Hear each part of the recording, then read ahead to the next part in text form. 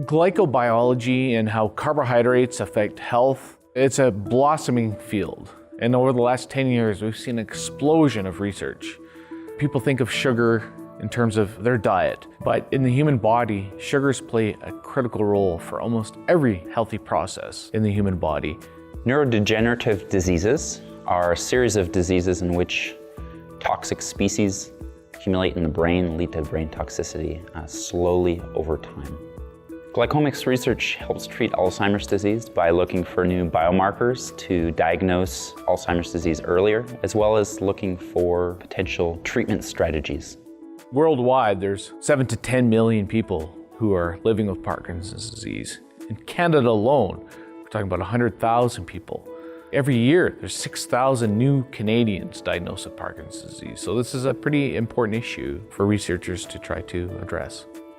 My GlycoNet funded research involves collaboration between myself and Dr. Claassen at University of Alberta to study a molecular mechanism for a well-known link between Alzheimer's disease and a family of receptors I study, and how sugars, how glycans are involved in this correlation.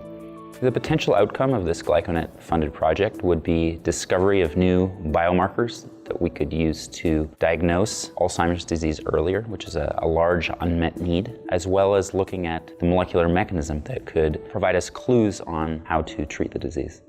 Our research takes a slightly different angle by looking at the immune cells in the brain and how those could be modulated to improve their ability to clean up the debris that accumulates in neurodegenerative disease. We're really interested in a particular enzyme known as glucocerebrosidase. And this enzyme acts to break down specialized carbohydrate structures. Mutations have been found in glucocerebrosidase that actually dramatically increase the risk of Parkinson's disease.